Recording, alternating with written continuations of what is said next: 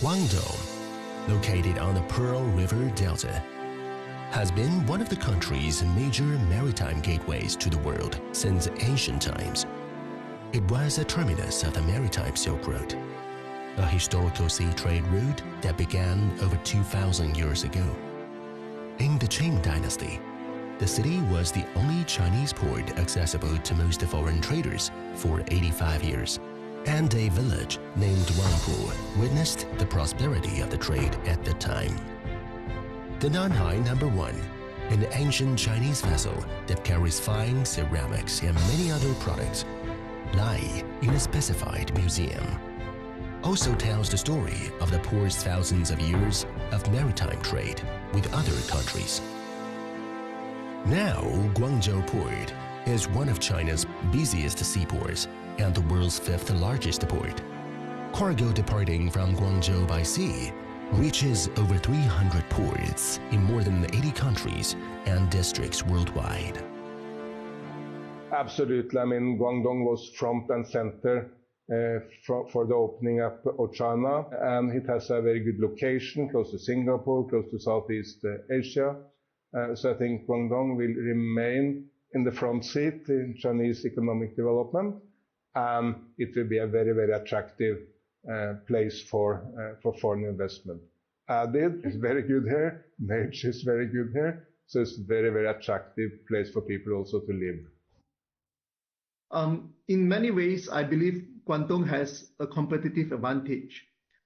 Geographically, Guangdong is strategically located in Southeast China and is in close proximity to three of China's top seaports, which is in Guangzhou, Shenzhen, and Hong Kong, which provide shippers with effective options to ensure their goods arrive at their destinations on time.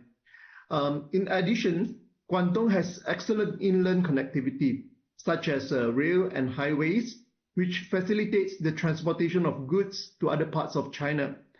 And not to mention the Baiyun International Airport, which facilitates international business travel to the Greater Bay Area. Guangzhou to Kuala Lumpur, for example, is only a 4-hour flight away. Guangzhou Port's links with the maritime Silk Road is time-honored, the same as the Strait of Malacca. In Song Dynasty, the Strait of Malacca was an important part of the ancient maritime Silk Road, a bridge connecting trade between the East and the West. As an important port in the Strait of Malacca, the Port of Singapore is currently the second busiest port in the world. Li Shi-wei, the general manager of COSCO PSA Terminal Private Limited, CPT, have witnessed thousands of ships going by every day. I joined PSA in 2008. Previously, when I first joined, there wasn't any mega alliances in the shipping line. After that, due to the shipping industry and its consolidation, a lot of shipping line has joined together. This gave PSA an opportunity to evaluate to the shipping industry, especially COSCO. With COSCO being a global vessel operator, it requires the need to do transshipment so that it can gain efficiency through its trade network. Along the coastline of the Indian Ocean to the north, the huge ports and enormous ships from Malaysia walk into our eyes as an important gateway for global maritime trade. Malaysia has constructed many gigantic ports, including Port Klang, the second largest port in Southeast Asia. 马来西亚半岛处在马六甲海峡嘛，马六甲海峡是全世界航道最繁忙的一个海运航道，所以天然的优势是一定在那边。马六甲海峡可以有很多个地方都做成深水港，现在巴山港口西港一直在发展，我们的吞吐量可能在未来的10年、20年里面达到可能双倍式的成长，可能3000万个标准吞吐量，所以吞吐量跟基本设施是肯定没有问题的。With the interweaving of shipping lines and the construction of modern ports, Southeast Asia has become more closely connected with China. China has been Malaysia's largest trading partner for consecutive 14 years. The bilateral trade reached a record of $203.6 billion in 2022. The prosperity of the Strait of Malacca has attracted numerous companies to settle down here. They have become an important bridge connecting the East and the West for trade and exchange. Malaysia-China trade has surpassed the $200 billion mark in 2022.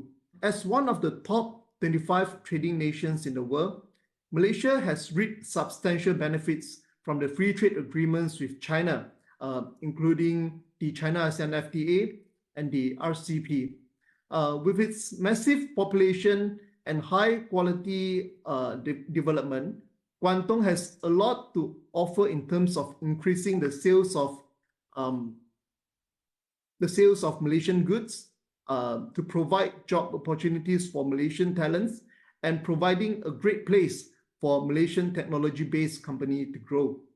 如果我们看中国和东盟的这个贸易额，已经从19年的6000多亿美元，一直飙升了到了去年的9000多亿美元呢。其实东盟的这个发展的潜力还是很大的，我们看到很多公司在拓展东盟的这样的一个业务。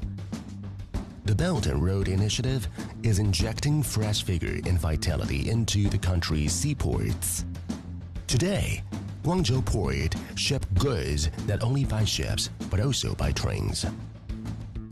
我们一直在珠江三角洲做这个国际货代的业务，也认识了很多在珠江三角洲，尤其广州一带的江贸企业。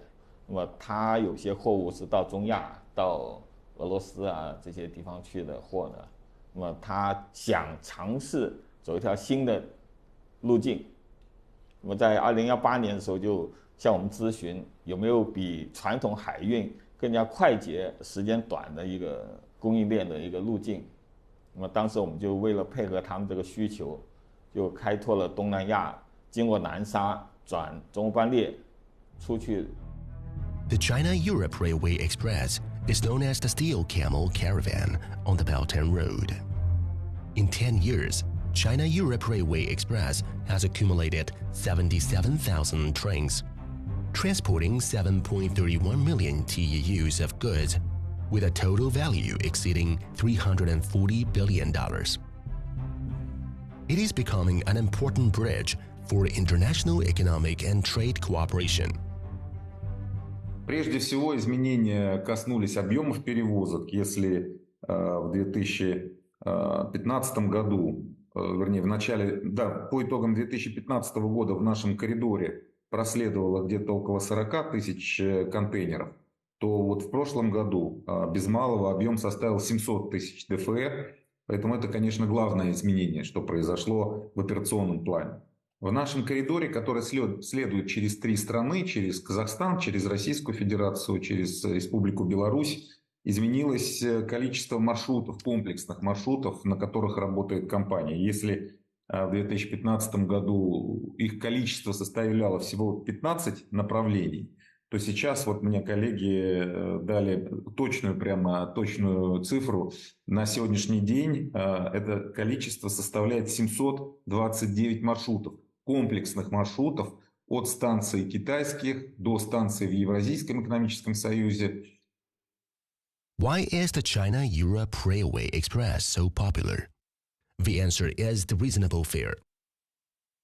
中欧班列的时效和它的成本是它最大的优势。从欧洲运往我们国家为例，比如说从俄罗斯运回来，我们的海运的时间大概是需要40天的左右，而通过中欧班列我们运回来呢，它的单程只需要12到18天左右的时间就可以运回来。跟海运比，它有时效方面的优势；跟空运比，它有巨大的成本方面的优势。所以在种种的背景之下，中欧班列就成为了那个广大的进出口企业，特别是运往欧洲、中欧、中亚地区这些企业的一个稳定的一个物流通道的一个选择。Today, the China-Europe Railway Express has transformed from a novice to a two-way journey. On one hand, tens of thousands of Chinese goods are shipped to the world.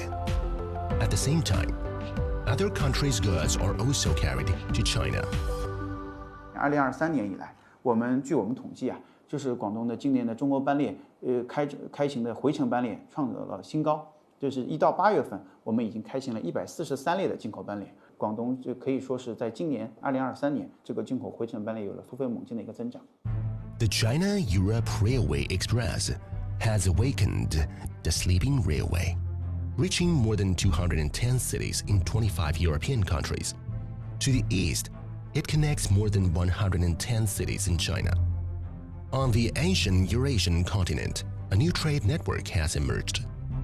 A new trade network has also emerged in Southeast Asia, the China-Laos Railway, a landmark project of high-quality Belt and Road cooperation, began its operation in December 2021. The China-Laos Railway has transported over 5 million tons of cargo since it was put into operation in 2021. 我们这条铁路吧，这是我们老人的梦想啊，是不是？老一辈的革命家，就是我们的前辈，他们都梦想过有这条路，没人帮我们做呀。我看呢，就是得益于“一带一路”，才把这条路修好了，不容易啊，是不是？一花不是春，是不是？百花满园才是春呢，它真是体现了这一点。The China-Laos Railway is an important part of the Transasian Railway network, which will boost trade between China and Southeast Asian countries. 铁建和基建是东南亚最欠缺的。第一步你完善之后呢，把它给建起来，接下来呢，那就是你 RCEP。这个 RCEP 本身它是一个机制，多边合作的这个经济一体化的一个机制。这个机制呢，肯定就让你呢如虎添翼。这个呢又牵涉到什么呢？贸易畅通。中国对东南亚这一带现在陆路的开通，就是陆路跨境，未来将会是在3年里面会有一个爆发式的成长。我觉得在整个铁路跟公路的网络覆盖越来越先进的情况下，很多冷链的需求的商品产品可能会有爆发式的成长，然后其他跟原产品跟相关附加产品的需求，对中国方面跟马来西亚方面或者整个东南亚方面的那个贸易量也会随着这个物流的方便性而增长。Besides connectivity of infrastructure and unimpeded trade, closer people-to-people ties is one of the Belt and Road Initiative's main goals too. 那个多来往啊！现在我们在这儿上学的人也不少，所以呢，国之交在于邻相亲，是不是？一带一路里面呢有5通，我们始终觉得除了这个物质建设，那么下来呢，我还是希望呢，我们也不要忘了民心相通。民心相通这一块呢，是知易行难，要做的时候呢，就必须得要牵涉到多个不同的社会层面，真正的让呢两国的人民互相的交融。我更希望看到更多的这个文化组织、民间团体能够真正有序的去互建互通，我觉得这个才是重要的。Tea probably plays a key role in enhancing people-to-people exchange. Chinese tea also crossed the oceans and went into Southeast Asian countries. Nowadays, in the streets of Malaysia, the phrase tea in Malay has become a social tool for them. 你在泡茶的过程之中，你需要可能会有你需要可以做一些讲解，让你的朋友更了解茶文化。那在这个交流的过程之中呢，会拉近人与人彼此的距离嘛。会有中国的商人到这边来，然后马来西亚也有同行会到中国去他们大会互相带不同的讯息回来或者过去，这种交流是应该是都不间断的。This port of tea has almost finished, but the story of tea is far from over. And the exchange of cultures and the communication among people of different ethnic groups is continuing.